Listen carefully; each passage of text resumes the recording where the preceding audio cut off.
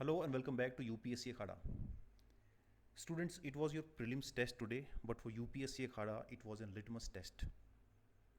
It is so because we wanted to check how close our content and classroom discussion is to the real-time question UPSC asked in prelims and mains exam. That is why we analyzed whole paper, and we found that like all other subjects, in polity also, almost all the questions were predominantly from class notes and class discussion. Today I will discuss with you all the questions from polity section. जो भी हम class में पढ़ा रहे हैं कितना relevant है ये इस बात से पता लगता है कि एग्ज़ाम में कितना पूछा गया है। तो जब हम पेपर को एनालाइज करते हैं तब हमें पता लगता है कि हमारा जो एक साल का हार्ड वर्क है और बच्चों का हमारे साथ जो कोऑपरेशन है वो एकदम सही डायरेक्शन में जा रहा है। तो आज हम डिस्कस करेंगे आपके साथ पॉलिटी के क्वेश्चंस। लेवल की अगर बात करें तो पॉलिटी के क्वेश्चन मॉडरेट लेवल के कह सकते हैं, बहुत ज़्यादा टफ क्वेश्चन नहीं थे। एक दो क्वेश्चन ऐसे थे जहाँ स्टूडेंट को लग रहा है कि इसमें मैं क्या आंसर टिक करूँ, और काफ़ी क्वेश्चन ऐसे थे जहाँ पे एलिमिनेट करके भी आप आंसर पे पहुँच सकते थे। बाकी सब्जेक्ट्स की बात करें तो इस बार ये balanced amount of questions which were asked from different subjects वो बराबर था सबका, मतलब सबको बराबर वेटेज यूपीएससी ने इस बार दी है। More or less paper was moderate. So let us start with the first question of polity. इसमें पहला क्वेश्चन है 51st question, with reference to Indian polity consider the following statements. हम क्लास में discuss करते हैं कि कुछ क्वेश्चन कुछ टॉपिक्स ऐसे हैं जो यूपीएससी के फेवरेट हैं, जैसे स्पीकर हुआ, डिप्यूटी स्पीकर है, ऑर्डिनेंस है, अमेंडमेंट है, फिफ्थ शेड्यूल, सिक्स शेड्यूल। ये क्वेश्चन किसी भी तरह से घूम के आपके सामने आ सकते हैं, तो इन्हें ऑल अराउंड पूरा पढ़ लो कि क्या हो सकता है क्या नहीं हो सकता। फैक्ट भी पता होना चाहिए, एनालिसिस भी पता होना चाहिए, बिकॉज आप एक ही साथ मेंस की भी तैयारी करते हो, प्रीलिम्स की भी तैयारी करते हो। तो इसी ऑर्डिनेंस पे अगर मेंस का क्वेश्चन आ जाए तो किस तरह से आपको लिखना है, और प्रीलिम्स के लिए जो फैक्ट जरूरी है वो भी आपको याद होने चाहिए। So the question ask, an ordinance can amend any central act. This statement is true. Ordinance से कॉन्स्टिट्यूशनल अमेंडमेंट एक्ट नहीं लाया जा सकता, कॉन्स्टिट्यूशन में अमेंडमेंट नहीं हो सकता। सेंट्रल एक्ट को अमेंड किया जा सकता है बाय प्रेसिडेंट, क्योंकि प्रेसिडेंट की ऑर्डिनेंस मेकिंग पावर का जो एक्सटेंट है वो वही है जो पार्लियामेंट की लेजिस्लेटिव पावर्स का है। Then we have an ordinance can abridge a fundamental right. This is wrong because article 13 आप देखेंगे तो वहाँ कोई भी लॉ एक्ट किसके अगेंस्ट नहीं हो सकता, फंडामेंटल राइट्स के अगेंस्ट नहीं हो सकता, तो ऑर्डिनेंस भी नहीं हो सकता। और दूसरा आप लॉजिक देखें तो ये है कि अगर फंडामेंटल राइट्स के आर्टिकल्स में आपको किसी प्रोविजन में चेंज करना है तो वो सेंट्रल एक्ट से या ऑर्डिनरी लॉ से नहीं हो सकता। That requires a constitutional amendment act. That is different issue, but दोनों ही लॉजिक से आप इसे गलत कर देंगे कि second statement is wrong. An ordinance can come into effect from a back date. Retrospective हो सकता है, सिविल केसेस में लॉ भी रेट्रोस्पेक्टिव हो सकता है। तो सेकंड अगर गलत है तो आपसे पूछा क्या गया है, जैसा कि हम क्लास में डिस्कस करते हैं प्रीवियस ईयर क्वेश्चन सारे, तो आपको ये मैं बार बार बताता हूँ कि क्वेश्चन पढ़ने के बाद चाहे कितना भी इजी क्वेश्चन हो, आपको ये ज़रूर देखना है कि करेक्ट पूछा है कि नॉट करेक्ट। तो यहाँ करेक्ट आपसे पूछा है तो यहाँ सेकंड इज़ रॉन्ग, तो सेकंड रॉन्ग होने के बाद हम एलिमिनेट कर सकते हैं ये सारे। So the answer is C. Two implications on दो subjects on which the parliament can make laws. Parliament जिन सब्जेक्ट्स पे लॉ बना सकता है, ऑर्डिनेंस भी उसी पे आ सकता है। स्टेट सब्जेक्ट के जो स्टेट लिस्ट के जो सब्जेक्ट हैं उसके ऊपर प्रेसिडेंट ऑर्डिनेंस इशू नहीं कर सकते हैं। तो सेंट्रल जो एक्ट है उसको अमेंड भी किया जा सकता है, बिकॉज सेंट्रल जो यूनियन जो लिस्ट है उसी के ऊपर ऑर्डिनेंस प्रेसिडेंट इशू कर सकते हैं। Then ordinance can not abridge or take away any fundamental right. These are class notes जो स्टूडेंट्स क्लास के बाद में इन्हें रिवाइज करते हैं। कोई भी क्वेश्चन हो तो पूछते हैं, डिस्कस करते हैं, और डिस्कशन करने से ही इस तरह के स्टेटमेंट निकल के बाहर आते हैं। बहुत सारी चीज़ें आप केवल पढ़ के याद नहीं रख सकते, तो classroom discussion is very important. Then we have ordinance like other laws can be retrospective, modifying or repealing acts or amending tax laws, because civil cases में, टैक्स लॉज में ये सारे रेट्रोस्पेक्टिव हो सकते हैं।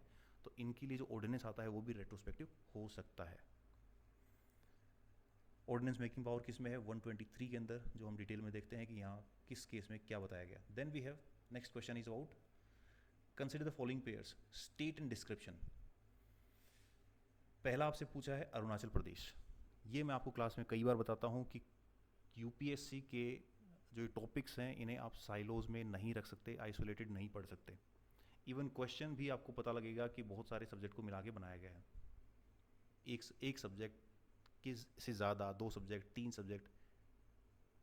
एनवायरमेंट का क्वेश्चन है वो पॉलिटी के साथ पूछ लिया, या साइंस टेक का है वो इकोनॉमी के साथ पूछ लिया. तो आपको एक होलिस्टिक तैयारी करनी होगी. इस स्टेटमेंट को देखो आप, Arunachal Pradesh, the capital is named after a fort and the state has 2 national parks. हालांकि ये 2 स्टेटमेंट नीचे वाले पॉलिटी में, इसलिए इसको इंक्लूड कर लिया, but the statement is true. पहला स्टेटमेंट सही है. Nagaland, the state came into existence on the basis of a constitutional amendment act.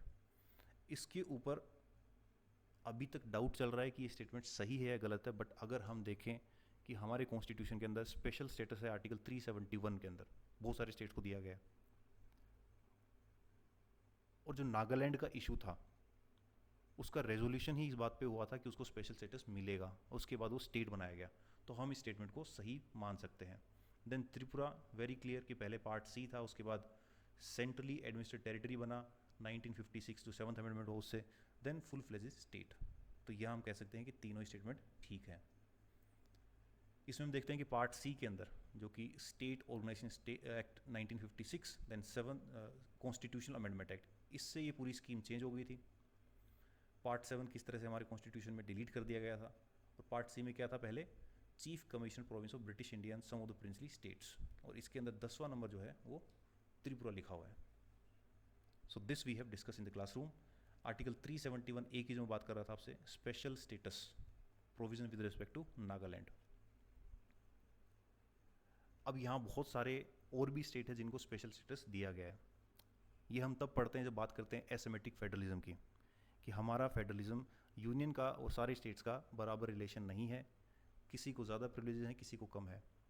कुछ स्टेट्स में 5th शेड्यूल एरियाज़ हैं, कहीं 6th शेड्यूल एरियाज़ हैं, किसी स्टेट को स्पेशल स्टेटस है, कोई यूनियन टेरिटरी है, कोई स्टेट है. तो इस तरह से हमारा जो फेडरलिज्म है that is not symmetric like USA, we have an asymmetric federalism. Then with reference to India consider the following. Inter state council. देखिए ये क्वेश्चन बहुत बेसिक है और आप मान के चलिए कि हर दूसरे तीसरे साल में ये क्वेश्चन पूछा जाता है कि एक लिस्ट दे दी आपको, उसमें से बताना है कि कॉन्स्टिट्यूशनल बॉडीज़ कौन सी हैं, स्टेट्यूटरी कौन सी हैं. अब यहाँ आपसे पूछा गया है कि कॉन्स्टिट्यूशन ऑफ इंडिया के प्रोविजन से कौन सी बॉडी है जिसको एस्टेब्लिश किया गया. पहला है inter state council.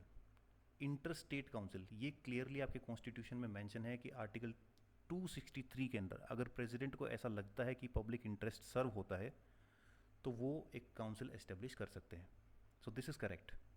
National security council, इसे आप कॉन्फिडेंटली रिमूव कर सकते हैं, बिकॉज ये आपने अभी इन दिनों न्यूज़ में भी बहुत सुना होगा. NSA अजीत डोभाल जिसके एग्जीक्यूटिव चेयरमैन है national security council, NSA national security adviser, तो ये कॉन्स्टिट्यूशन में मेंशन नहीं है. तीसरा है जोनल काउंसिल. जोनल काउंसिल बनते हैं स्टेट रीऑर्गेनाइजेशन एक्ट 1956 के सेक्शन 15 से 22 के अंदर. So it means this is statutory body, not constitutional. तो इन तीनों में से ये जो फर्स्ट है इंटर स्टेट काउंसिल, इसके बारे में मेंशन है कॉन्स्टिट्यूशन के अंदर. So only one is the answer.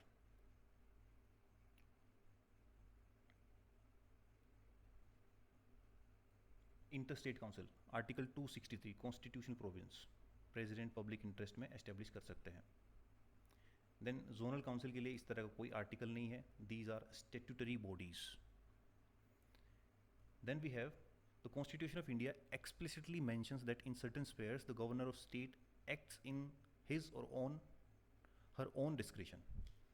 अब यहाँ एक वर्ड से थोड़ा सा कन्फ्यूजन हो सकता है, क्योंकि ये हमें सिखाया जाता है और हम ये सिखाते हैं कि जब भी कोई एक्सट्रीम वर्ड आ रहा हो तो आपको थोड़ा सा चौकन्ना हो जाना है. Only, total, all, no one, nothing, इस तरह की जो बातें हैं वहाँ आपको स्टेटमेंट दोबारा पढ़ना चाहिए. बट यहाँ एक्सप्लिसिटली लिखा है, इसका मतलब ये भी ज़रूरी नहीं है कि वो गलत ही होगा, क्योंकि ये कॉन्स्टिट्यूशन में मेंशन है कि कुछ ऐसे एरियाज़ हैं जहां गवर्नर अपने डिस्क्रिशन पे काम कर सकते हैं, और ये जो कॉन्स्टिट्यूशनल डिस्क्रिशन है केवल गवर्नर के पास ही है, प्रेसिडेंट के पास सिचुएशनल डिस्क्रिशन है, कॉन्स्टिट्यूशनल डिस्क्रिशन नहीं है. So this statement is true.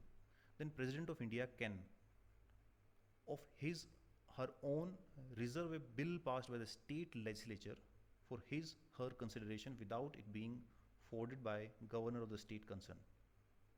अब हमारे यहाँ देखो कितने सारे स्टेट्स हैं. ऐसा कैसे हो सकता है एक फेडरल कंट्री के अंदर कि प्रेसिडेंट जिस भी बिल को चाहे अपने पास बुला ले, और ये तो कॉन्स्टिट्यूशन में मेंशन है कि ये गवर्नर की पावर है कि गवर्नर किसी बिल को प्रेसिडेंट की कंसिडरेशन के लिए भेजेंगे. तो किसी भी लॉजिक से ये स्टेटमेंट ट्रू नहीं है. तो इसलिए स्टेटमेंट 1 इज करेक्ट. यहाँ करेक्ट पूछा है आपसे, 1 is correct. The governor has constitutional discretion in the following cases. अब ये पहली बात तो ये सही होगी कि कॉन्स्टिट्यूशनल डिस्क्रिशन है. दूसरा, reservation of bill for the consideration of the president. तो यहाँ अगर मेंशन किया गया है कि गवर्नर प्रेसिडेंट की कंसिडरेशन के लिए कोई बिल को रिजर्व कर सकते हैं, तो फिर ये कैसे हो सकता है कि प्रेसिडेंट जिस भी बिल को चाहे अपने पास ले सकते हैं कंसिडरेशन के लिए. तो ये दोनों कॉन्ट्राडिक्टरी स्टेटमेंट हो गए. So if this is true then this has to be wrong. इसलिए आंसर 1 हुआ. Then we have very simple question 55th. Consider the following pairs. Provisions of the constitution of India stated under. Separation of judiciary बहुत simple, DPSP के अंदर है. Composite culture, fundamental duties, इसको तो बिल्कुल trick से याद किया जाता है. और जो 14 ईयर्स एज जो बताई गई है, फैक्ट्रीज़ के अंदर काम नहीं करना बच्चों को, प्रोहिबिशन है. Article 24 that is fundamental rights. So all 3 are correct. 6th point, to separate the judiciary from executive in public services of the state, article 50. ये तो आपको सबको याद होगा. देन उसके बाद fundamental duties to value preserve the rich heritage of the country's composite culture. Then we have fundamental rights, Article 24. No children below the age of 14 years shall be employed to work in any factory or mine or engaged in other hazardous employments. Child labor prohibition 1986 में क्या हुआ, उसके बाद 2016 में amendment हो गया, क्या हुआ, तो ये सब चीज़ें क्लास के अंदर डिस्कस की गई हैं. Then we have question number 56. With reference to the Constitution of India, if an area in a state is declared a schedule area under the 5th schedule, तो ये बिल्कुल फेवरेट टॉपिक है UPSC का. 5th की 6th schedule के अंदर से बहुत बार क्वेश्चन पूछा जाता है, तो ये चीज़ें आपको अच्छी तरह से पता होनी चाहिए. The state government loses is executive power in such area and the local body assume total administration. Total administration 5th schedule area किसी स्टेट के अंदर जब होता है, तो ऐसा कैसे हो सकता है कि स्टेट सारी अपनी एडमिनिस्ट्रेटिव पावर लूज़ कर देगा, और जो लोकल बॉडीज़ हैं, पंचायती राज है, या आप कहें कि ये जो अर्बन लोकल बॉडीज़ हैं, इनके पास पूरा कंट्रोल आ जाएगा, इनके पास पूरी अथॉरिटी आ जाएगी. तो ऐसा नहीं हो सकता. तो इसलिए ये स्टेटमेंट गलत है. दूसरा, the union government can take over the total administration of such area under certain circumstances on the recommendation of governor. अगर इसे आप आर्टिकल 356 के तहत देखें तो ये हो सकता है, बट यहाँ 5th शेड्यूल एरिया के बारे में बात हो रही है, तो ये स्टेटमेंट रॉन्ग हो गया. यहाँ करेक्ट पूछा है तो कोई भी करेक्ट नहीं है, तो डी इज द आंसर. और दूसरा लॉजिक ये भी है कि 10 स्टेट ऐसे हैं हमारे यहाँ जिसके पास 5th शेड्यूल एरियाज हैं. तो स्टेट गवर्नमेंट क्या टोटल अपना कंट्रोल उन 10 स्टेट के अंदर लूज कर देगी 5th शेड्यूल एरिया? नहीं हो सकता. और दूसरा लॉजिक ये है कि दोनों ही सेंटेंस के अंदर टोटल वर्ड यूज़ किया है, टोटल एडमिनिस्ट्रेशन. तो यहाँ आपको थोड़ा समझना चाहिए कि ये एक्सट्रीम स्टेटमेंट सही नहीं हो सकते. 5th शेड्यूल की बात करें तो इसमें सिंपली एक ही बात मेंशन है, और यही हम बताते हैं. The executive power of the union shall extend to giving direction to the state as to administration said areas. 5th schedule area के एडमिनिस्ट्रेशन को लेके कोई डायरेक्शन दे सकता है यूनियन स्टेट को, बट ये नहीं है कि पूरा कंट्रोल ही वो कर ले, या ऐसा भी नहीं है कि लोकल बॉडीज़ के पास पूरा कंट्रोल चला जाएगा. हालांकि गवर्नर का बहुत रोल होता है इसके अंदर. Law applicable to the schedule areas, कि कौन सा लॉ वहाँ एप्लीकेबल होगा. Governor may by public notification, governor may by regulation, governor can repeal and amend, all regulation made be submitted to the president. और एक ट्राइबल एडवाइजरी काउंसिल है, उसकी consultation से बजाय उसके अलावा गवर्नर इस तरह के रेगुलेशन इशू नहीं कर सकते. तो ये सारी बातें अगर ध्यान में है आपको तो आराम से आप क्वेश्चन को हैंडल कर सकते हैं. Then we have amendment subject under the Constitution of India. For the constitutional amendment with respect to which of the above, ratification of the legislature of not less than one half of the state is required for before presenting the bill to the President of India for assent. इसका मतलब जो third category है amendment की, जो article 368 में बता रखा है, आर्टिकल 368 में बता रखा है कि अमेंडमेंट कैसे होगा कॉन्स्टिट्यूशन में, और उसमें एक कैटेगरी ये है कि 50% one half of the state उसको रेटिफाई करें तब वो अमेंडमेंट लागू होगा. तो ऐसे कौन से प्रोविजंस हैं हमारे कॉन्स्टिट्यूशन में जिसके लिए ये रिक्वायरमेंट है? List 1 7 schedule. तो 7 शेड्यूल में तो कुछ भी हो, तो ये बात सही है बिल्कुल. Extent of the executive power of the state, state की एग्जीक्यूटिव पावर को अगर केवल पार्लियामेंट एक कॉन्स्टिट्यूशन अमेंडमेंट से चेंज कर दे तो ये अगेंस्ट फेडरल, जो फेडरल स्ट्रक्चर है हमारा, उसके कॉन्ट्राडिक्टरी हो गया फिर ये. तो फेडरल स्ट्रक्चर होने का मतलब ही ये है कि जब किसी फेडरल प्रोविजन को चेंज किया जाए तो स्टेट की भी कंसेंट हो उसके अंदर. तो इसलिए ये सही है, ये सही है. और तीसरा है condition of the governors office. तो ये बात सही नहीं है. गवर्नर के ऑफिस के जो प्रोविजंस हैं, कंडीशंस के जो प्रोविजन है, उनको जब हम अमेंड करेंगे कॉन्स्टिट्यूशन के अंदर तो उसके लिए स्टेट्स की कंसेंट की ज़रूरत नहीं है. इसके लिए क्लियरली मैंने कहा था क्लास के अंदर कि पिछली बार भी 368 से सीधा क्वेश्चन आया था. केवल आर्टिकल के बेयर एक्ट को पढ़ने से 2 साल क्वेश्चन हो रहा है आपका. पिछली बार ये पूछा गया था कि 368 से क्या कर सकते हैं, चेंज कर सकते हैं, अमेंड कर सकते हैं, रिपील कर सकते हैं, अगर आपको याद हो previous year question. Again next year ही आपसे पूछ लिया गया कि 368 जो उसके आगे का प्रोविजन है, बेयर एक्ट में लिखा हुआ है कि स्टेट की कंसेंट कहाँ कहाँ चाहिए. So A is answer. 368 gateway to the constitution. Gateway क्यों है? क्योंकि यहीं से कॉन्स्टिट्यूशन के अंदर जाया जा सकता है. So these are the class notes. Constitution can be amendment in 3 ways. Procedure क्या होगा, उसके बाद अगर देखें तो extent of the executive power of the union and state, अगर इनको चेंज करना है तो you require consent of the state. Then distribution of legislative power between union and state, that is 7th schedule. तो इन दोनों में आपको स्टेट की कंसेंट चाहिए. उसके बाद condition of office of governor जब हम पढ़ते हैं तो कहीं भी हम ये डिस्कस नहीं करते कि इसके लिए जो अमेंडमेंट अगर करना है इसमें तो आपको स्टेट की कंसेंट चाहिएगी. तो जब हम एक चीज़ पढ़ते हैं तो उसके साथ बहुत सारी चीज़ें और आपको लॉजिकली पता होनी चाहिए. लाइक कोई आपको बताए कि what is the capital of India, तो इसका एक आंसर तो ये है कि Delhi is the capital of India, और दूसरा आंसर ये है कि Jaipur is not the capital of India, Nagaur is not the capital of India, Guwahati is not the capital of India, and the list goes on. तो जो दिल्ली बता दिया इसका मतलब बाकी नहीं है. तो इसलिए हर बार हर प्रोविजन के साथ आप ये नहीं बताएंगे कि इसको अमेंड करने के लिए स्टेट की कंसेंट चाहिए. इसके अंदर ये मेंशन नहीं है तो मतलब it is not required.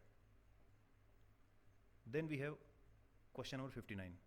With reference to the Indian polity, consider the following statements. Governor of a state is not answerable to any court for, ये क्लियरली आपके जब हम आर्टिकल 14 पढ़ते हैं तब भी और आर्टिकल 361 पढ़ते हैं तब भी आपको बताया जाता है. No criminal proceeding against president and the governor shall be instituted or continued against the governor during his or her term of office. Then member of state legislature are not liable to any proceeding in the court with respect to anything said within the house. Obviously correct. हमारे माननीय representative हैं तो इनको बोलने का अधिकार तो होगा. हाउस के फ्लोर पे जो भी इन्होंने कह दिया then they are not answerable for that in any court. और ये बात कहाँ लिखी है? इनके प्रिविलेजेस आर्टिकल में, आर्टिकल 105 एंड आर्टिकल 192 है शायद, 192 फॉर स्टेट लेजिस्लेचर्स. करेक्ट पूछा है आपसे 1, 2 and 3. Article 105, House of the Parliament and the members. No member of the Parliament shall be liable to any proceeding in any court with respect to anything said. Same applies to the members of the legislative assemblies. Then exception, जब हम Article 14 पढ़ते हैं तो हम बताते हैं कि जो इक्वलिटी बिफोर लॉ है, इसके कुछ एक्सेप्शंस हैं हमारी कंट्री के अंदर, और उन एक्सेप्शंस में ये सब है, और उनमें एक है article 361, that president and governor अपने ऑफिस में जो भी काम करते हैं they are not answerable to any court, और उनके अगेंस्ट में कोई भी क्रिमिनल प्रोसीडिंग नहीं हो सकती while they are in office. So article 361, that article is 194, जो मैं 192 बता रहा था वो that is 194, जो स्टेट लेजिस्लेटिव असेंबली के मेंबर्स हैं उनकी जो प्रिविलेजेस हैं that is defined in 194, that is provided in 194, और वहाँ भी एग्जैक्टली यही बात लिखी गई है कि they are not liable to produce any evidence before any court for what they have said in the house. Consider the following statement with regard to pardoning power of the president. Pardoning power of the president. The exercise of this power by the president can be subject to limited judicial review. बहुत सारे cases में supreme court ने कहा है कि इसका judicial review हो सकता है, और यहाँ लिमिटेड वर्ड का मतलब ये है कि हर चीज़ का टोटल जुडिशियल रिव्यू भी नहीं होगा, लिमिटेड होगा कि जहाँ लगा कि मालाफाइड इंटेंशन था तो उसका जुडिशियल रिव्यू होगा, सेपरेशन ऑफ पावर का भी रेस्पेक्ट किया जाएगा. So this statement is correct. Then president can exercise this power without the advice. तो हमारी पार्लियामेंट्री फॉर्म ऑफ गवर्नमेंट है, विदाउट एडवाइस कुछ नहीं होता है. सो करेक्ट पूछा है तो first is option A is correct. अगर हम देखें लिमिटेशन की बात करें तो मारूराम, धनंजय चटर्जी, इन केसेस के अंदर supreme court held that president has to act on the aid and advice of council of minister because article 74 clause 1 applies to pardoning powers. So these were discuss in the class. Then we have, on the dissolution of House of the People, the Speaker shall not vacate his or her office until immediately before the first meeting of the House of the People after dissolution. So I can vouch for this कि I remember at what time I said this statement to the students कि जो speaker है वो speaker ही रहेगा जब next जो parliament है, जो नेक्स्ट लोकसभा है, वो जब असेंबल होगी उसके पहले दिन के लिए भी जो स्पीकर है वो स्पीकर ही रहेगा, किसी तरह का इंट्रीगम नहीं हो सकता, बिकॉज स्पीकर जो लोकसभा सेक्रेटेरिएट है उसको भी हेड करता है. तो प्रोटेम स्पीकर जब तक शपथ ना ले ले तब तक स्पीकर ही रहेगा. तो ये बात बिल्कुल सही है. Then according to the provision of the Constitution of India, a member of House of People on being elected as a speaker shall resign from his or political party immediately. ऐसा हमारे यहाँ नहीं होता है. इसीलिए आपने बहुत बार सुना होगा कि स्पीकर फेवर कर रहे हैं, जो रूलिंग पार्टी है उसकी तरफ बोल रहे हैं, ऐसा आपने सुना होगा. ये इसी कारण होता है. ये हमने डिस्कस किया कि यूके के अंदर once speaker is always speaker, ये अप्लाई होता है, और ये प्रीवियस ईयर क्वेश्चन मेंस में पूछा गया था और यहाँ इसको प्रीलिम्स में लिख दिया गया. The speaker of the house of the people may be removed from his her office by resolution of the House of the People passed by a majority of all then member of the House, that is effective majority, provided that no resolution shall be moved unless at least 14 days notice have been given to the intention to move resolution. This is correct. So यहाँ correct पूछा गया है. 1 and 2, 1 and 3 are correct. So C is the right option. Election of the speaker and deputy speaker. Up to 10th Lok Sabha, both the speaker and deputy speaker were usually from ruling party. Since 11th Lok Sabha, there has been a consensus that speaker comes from the ruling party. अब ruling party से आएंगे तो ruling party का यहाँ पे जिक्र हो रहा है, मतलब हमारे यहाँ once a speaker always a speaker वाला सीन नहीं है. That applies to UK, United Kingdom. हमारे यहाँ स्पीकर बनने के बाद भी उसी पॉलिटिकल पार्टी के मेंबर रहते हैं. हालांकि उनका जो पोजीशन है वो न्यूट्रल होना चाहिए और वो न्यूट्रल तरीके से ही डील करें हाउस के अंदर सारे इश्यूज़ को, बट वो पार्टी की मेंबरशिप छोड़े ना छोड़े उन पे डिपेंड करता है. ये बात हम एंटी डिफेक्शन में भी डिस्कस करते हैं. Then issues with speaker role in the Lok Sabha. इसको दूसरे तरीके से देखें. जब हम डिस्कस करते हैं कि क्या इश्यूज़ हैं स्पीकर के रोल को लेके, तो उसमें बायस की बात करते हैं. Speaker often allege to favour the ruling party compromising their impartiality. क्यों फेवर करते हैं? क्योंकि वो खुद उस पार्टी से हैं. ऐसे एलिगेशंस लगते रहते हैं. Then removal of the speaker is under article 96. इसके अंदर बताया गया है कि किस तरह से रिमूवल होगा. देन प्रिसाइडिंग ऑफिसर्स के इलेक्शन और रिमूवल को अगर एक चार्ट में देखें तो यहाँ लिखा है speaker of the Lok Sabha elected by the member of Lok Sabha and removed by the effective majority of the Lok Sabha. तो यहाँ अगर आप स्टेटमेंट देखेंगे ऊपर इफेक्टिव मेजोरिटी, तो all the then members of the house is effective majority. That's why this statement is correct. Then we have the if any question arises as to whether the member of the house or the people has become subject to disqualification under a 10th schedule, the president decides in accordance with the opinion of the council of, ये तो बिल्कुल ही गलत हो गया। आप जानते हैं अच्छी तरह से, तो चेयरपर्सन है वो डिसाइड करेंगे। 10th शेड्यूल में यही मेंशन है। 10th शेड्यूल जब आई थी तो पहली बार पॉलिटिकल पार्टी के बारे में कॉन्स्टिट्यूशन में जिक्र हुआ। तो आगे पूछा गया कि there is no mention of the word political party in the constitution. तो इस तरह के क्वेश्चन भी बहुत बार आते हैं कि this is mention in the constitution, या जब ये लाइन आती है as per the provisions of the constitution, फिर आगे कुछ लिखा हो, तो इट मीन्स कॉन्स्टिट्यूशन में होना ही चाहिए वो, तभी वो स्टेटमेंट ट्रू होगा। तो पहला स्टेटमेंट गलत हो गया। दूसरा पॉलिटिकल पार्टी है, करेक्ट पूछा है आपसे, neither one nor two. There is no mention of the word political party in the, तो ये भी सही है। If any question arises as to whether a member of the house or the people has become the president decision, ये तो बात गलत हो गई, ठीक है। There is no mention of the word, ये भी गलत हो गई। अब आपसे पूछा करेक्ट क्या है, neither one nor two, इसलिए इसका आंसर डी होगा। तो यहाँ आप कंफ्यूज मत होना, नोट करेक्ट पूछा है कि करेक्ट पूछा है, तो इन दोनों में से कोई भी करेक्ट नहीं है, तो नाइदर वन नोर टू। ये हम कब डिस्कस करते हैं, decision question as to the disqualification of the ground of defection. Question shall be refer to the decision of the chairman or the speaker, और उनका डिसीजन फाइनल होगा, कोई time limit नहीं होती है। 10th शेड्यूल की अगर बात करें तो 10th शेड्यूल के अंदर पॉलिटिकल पार्टी वर्ड मेंशन है। So this is how we discuss these topics and these issues in the classroom। और इसी के साथ इन्हीं टॉपिक्स को मेंस के पर्सपेक्टिव से कैसे पढ़ना है, इसका एक अलग तरीका है, क्योंकि वहाँ आपको आर्ग्यूमेंट्स करने होते हैं अगेंस्ट में, फेवर में, फिर आपको उसको कुछ रेजोल्यूशन बताना होता है।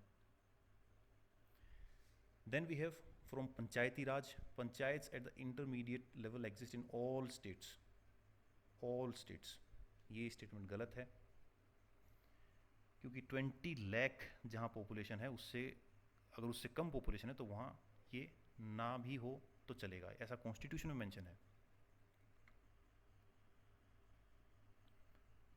To be eligible to the member of the panchayat at intermediate level 30 years 21, the chief minister of the state constitute a commission to review the financial position of the panchayat at intermediate level and to make recommendation regarding distribution of net proceed and tax and duties levied by the state between state and panchayati raj। अब ये सब चीज़ें आपको पढ़ते ही पता लग जाना चाहिए कि इसके लिए स्टेट फाइनेंस कमीशन बनाया गया था। 73rd कॉन्स्टिट्यूशनल अमेंडमेंट एक्ट जब हम पढ़ते हैं पंचायती राज के अंदर, तो पंचायती राज से रिलेटेड सारे प्रोविजन उसके अंदर आते हैं। तो वहाँ बताया गया कि स्टेट और जो ये 3rd टियर है, इसके बीच में नेट प्रोसीड का डिस्ट्रीब्यूशन कैसे होगा, this shall be decided by the state finance commission. और ये कौन कंस्टिट्यूट करता है, गवर्नर। तो यहाँ लिखा गया है कि 20 लाख से अगर कम पॉपुलेशन है तो इंटरमीडिएट लेवल पे मे नॉट, ना भी हो तो ठीक है, एज पर कॉन्स्टिट्यूशन।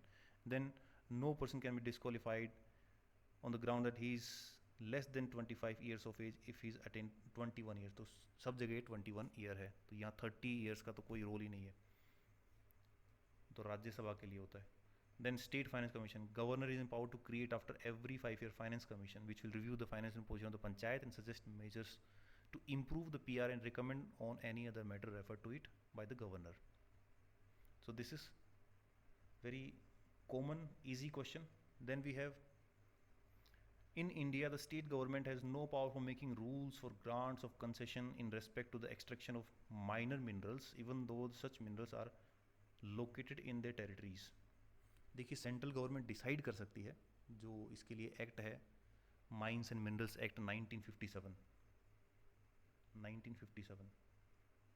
तो माइनर मिनरल्स क्या हैं ये सेंट्रल गवर्नमेंट डिसाइड कर सकती है, बट स्टेट गवर्नमेंट के पास ये राइट है कि वो कंसेशन दे सकती है। किसमें, grant of concession in respect to extraction of mineral minor minerals even though such minerals are located in their territories. तो यहाँ लिखा है हैव नो पावर, तो ये नो है, ये गलत है यहाँ पे, तो स्टेटमेंट ये रॉन्ग हो गया। And this statement is in India central government has the power to notify minor minerals under the relevant law, and this is the law mines and minerals 1957 act. So this statement is true, यहाँ आपसे पूछा गया है correct. सो अगर इन सबको आप देखेंगे तो आप पाएंगे कि statement 1 is not correct but the statement 2 is correct. So this is how we discussed the questions which were asked from the polity sections. और जब हमने हमारे नोट्स को रिविजिट किया तो देखा कि लगभग सारे क्वेश्चन नोट से आ रहे हैं, और एग्जैक्टली तो आने भी नहीं चाहिए कि 1 2 3 लिखा हो और आपके सामने वो हलवा रखा हो। भाई आप एलिमिनेट भी कर सकते हो।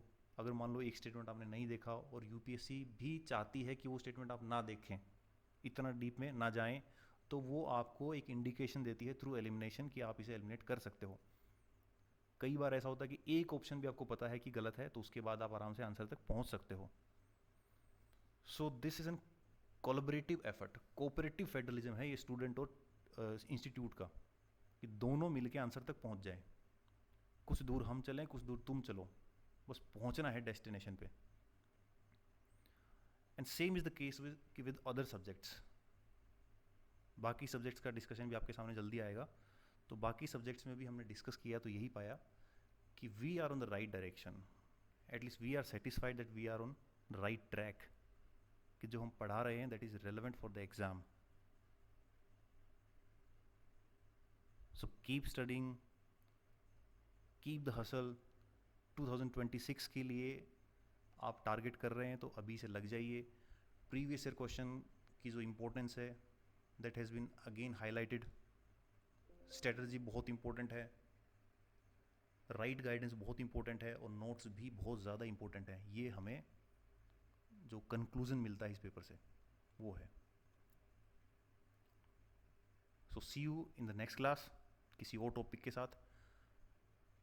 मैं यही कहना चाहूँगा इतना देखने के बाद, ये डिस्कस करने के बाद, that we are satisfied with our hard work and the performance of the students. Thank you. Bye-bye.